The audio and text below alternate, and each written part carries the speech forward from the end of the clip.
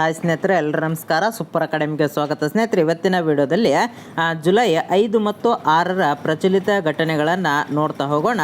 ಆದ್ದರಿಂದ ವಿಡಿಯೋನ ಕೊನೆ ತನಕ ನೋಡಿ. ಹಾಗೆ ನಮ್ಮ ವಾಟ್ಸಪ್ ಮತ್ತು ಟೆಲಿಗ್ರಾಮ್ ಗ್ರೂಪಿಗೆ ಜಾಯ್ನ್ ಆಗಿಲ್ಲ ಅಂದರೆ ಜಾಯ್ನ್ ಆಗಿ ಸ್ನೇಹಿತರೆ. ಅಲ್ಲಿ ಕ್ವಿಕ್ ಆಗಿರ್ತಕ್ಕಂತಹ ಮಾಹಿತಿ ಸಿಗ್ತಕ್ಕಂಥದ್ದು, ಪ್ರಚಲಿತ ಘಟನೆಗಳ PDF ಕೂಡ ಅಲ್ಲಿ ಫ್ರೀಯಾಗಿ ಸಿಗ್ತಕ್ಕಂಥದ್ದು. ಇವತ್ತಿನ ಮೊದಲನೆಯ ಪ್ರಶ್ನೆ, 2026ರ ಪಾಸ್ಪೋರ್ಟ್ ಸೂಚ್ಯಾಂಕದಲ್ಲಿ ನಮ್ಮ ಭಾರತ ಅಂತಕ್ಕಂಥದ್ದು ಎಷ್ಟನೇ ಸ್ಥಾನದಲ್ಲಿದೆ ಅಂತೇಳಿ ಇಲ್ಲಿ ಪ್ರಶ್ನೆಯನ್ನು ಇರ್ತಕ್ಕಂಥದ್ದು. ಇಲ್ಲಿ ನಮ್ಮ ಭಾರತ ಅಂತಕ್ಕಂಥದ್ದು 125ನೇ ಸ್ಥಾನದಲ್ಲಿರ್ತಕ್ಕಂಥದ್ದು. ನೋಡಿ, ಬಹಳ ಇಂಪಾರ್ಟೆಂಟ್ ಆಗಿರ್ತಕ್ಕಂಥದ್ದು ಈ ಪ್ರಶ್ನೆ. ಈ ರೀತಿಯ ಪ್ರಚಲಿತದಲ್ಲಿರ್ತಕ್ಕಂಥದ್ದನ್ನು ಜಾಸ್ತಿ ಕೇಳಿರ್ತಕ್ಕಂಥದ್ದು.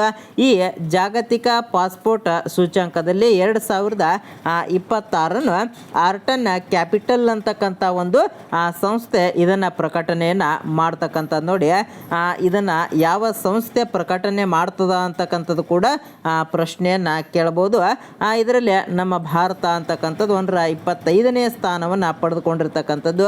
ಈ ಜಾಗತಿಕ ಪಾಸ್ಪೋರ್ಟ್ ಸೂಚ್ಯಾಂಕ ಅಂದರೆ ಏನಪ್ಪ ಅಂದ್ರೆ, ಒಂದು ದೇಶದ ಪಾಸ್ಪೋರ್ಟ್ ಹೊಂದಿರುವ ನಾಗರಿಕರು ವೀಸಾ ಪಡೆಯದೆ ಆಗಮನದ ವೇಳೆ ವೀಸಾ ಅಥವಾ ಸುಲಭ ಪ್ರವೇಶದ ಅನುಮತಿ ಮೂಲಕ ಎಷ್ಟು ದೇಶಗಳಿಗೆ ಪ್ರಯಾಣಿಸಬಹುದು ಎಂಬುದರ ಆಧರಿಸಿ ಈ ಸೂಚ್ಯಾಂಕವನ್ನು ಸಿದ್ಧ ಮಾಡ್ತಕ್ಕಂಥ. ನೋಡಿ, ಬಹಳ ಇಂಪಾರ್ಟೆಂಟ್ ಆಗಿರ್ತಕ್ಕಂಥದ್ದು. ಯಾವ ಸಂಸ್ಥೆ ಇದನ್ನು ಪ್ರಕಟಣೆ ಮಾಡ್ತದ ಅಂತಕ್ಕಂಥದ್ದು ಕೂಡ ಬಹಳ ಇಂಪಾರ್ಟೆಂಟ್ ಆಗಿರ್ತಕ್ಕಂಥದ್ದು.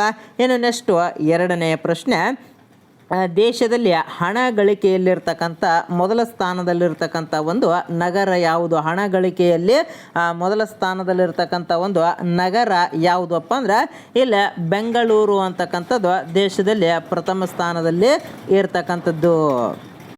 ದೇಶದಲ್ಲಿ ಹಣ ಗಳಿಕೆಯಲ್ಲಿ ಮೊದಲ ಸ್ಥಾನದಲ್ಲಿರ್ತಕ್ಕಂಥದ್ದು ನಮ್ಮ ಬೆಂಗಳೂರು ಅಂತಕ್ಕಂಥದ್ದು ಮೊದಲ ಸ್ಥಾನದಲ್ಲಿ ಇರ್ತಕ್ಕಂಥದ್ದು. ಇದನ್ನು ಅಧ್ಯಯನ ನಡೆಸ್ತಕ್ಕಂಥ ಸಂಸ್ಥೆಗಳು ಯಾವುವಪ್ಪ ಅಂದರೆ, ಇಲ್ಲಿ films research on India's consumer economy ಅಂತಕ್ಕಂಥ ಒಂದು ಸಂಸ್ಥೆ ಮತ್ತು ಇಲ್ಲಿ ಟಾಟಾ ಎರಡೂ ಸೇರಿ ಇದನ್ನು ಅಧ್ಯಯನವನ್ನು ನಡೆಸ್ತಕ್ಕಂಥ ಒಂದು ಸಂಸ್ಥೆಗಳು ಆಗಿರ್ತವೆ. ಏನು ಶ್ರೇಯಾಂಕದ ಆಧಾರದ ಮೇಲೆ ಸರಾಸರಿ ಕುಟುಂಬದ ವಾರ್ಷಿಕ ಆದಾಯದ ಮೇಲೆ ಇದನ್ನು ಲೆಕ್ಕವನ್ನು ಹಾಕ್ತಕ್ಕಂಥ. ದೇಶದಲ್ಲಿ ಹಣ ಗಳಿಕೆ ಯಾವ ರೀತಿ ಒಂದು ಕುಟುಂಬ ಸರಾಸರಿ ಕುಟುಂಬದ ವಾರ್ಷಿಕ ಆದಾಯದ ಮೇಲೆ ಇದನ್ನು ಅಂದಾಜು ಮಾಡ್ತಕ್ಕಂಥದ್ದು.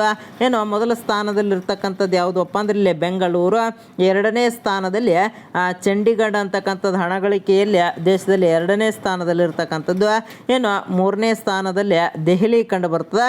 ಏನು ಅಧ್ಯಯನದ ಆಧಾರ ಯಾವುದರ ಮೇಲೆ ಇದನ್ನು ಅಧ್ಯಯನ ಮಾಡ್ತಾರಪ್ಪ ಅಂದ್ರೆ, ನಗರದ ಸರಾಸರಿ ಒಂದು ಕುಟುಂಬದ ವಾರ್ಷಿಕ ಆದಾಯದ ಮೇಲೆ ಇದನ್ನು ಅಧ್ಯಯನ ಮಾಡ್ತಕ್ಕಂಥ. ನೋಡಿ, ಇದನ್ನು ಕೂಡ ಬಹಳ ಇಂಪಾರ್ಟೆಂಟ್ ಆಗಿರ್ತಕ್ಕಂಥದ್ದು.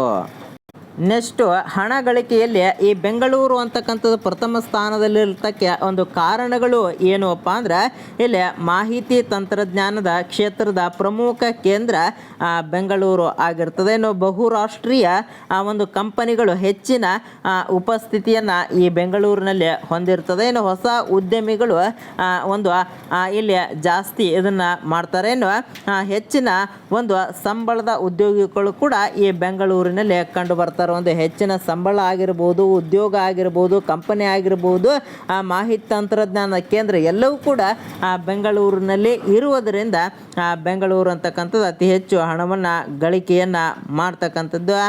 ನೆಕ್ಸ್ಟ್ ಮುಂದಿನ ಪ್ರಶ್ನೆ, ಇತ್ತೀಚೆಗೆ ಸುದ್ದಿಯಲ್ಲಿರ್ತಕ್ಕಂಥ ಪಾರ್ಕರ್ ಸೋಲಾರ್ ಪ್ರೋಬ್ ಅಂತಕ್ಕಂಥ ಬಾಹ್ಯಾಕಾಶ ನೌಕೆ ಯಾವ ಸಂಸ್ಥೆ ಇಲ್ಲಿ ಯಾವ ಸಂಸ್ಥೆಗೆ ಸೇರಿಸಿದ್ದಾರೆ ಅಂತಕ್ಕಂಥ ಒಂದು ಪ್ರಶ್ನೆ ಇರ್ತಕ್ಕಂಥದ್ದು.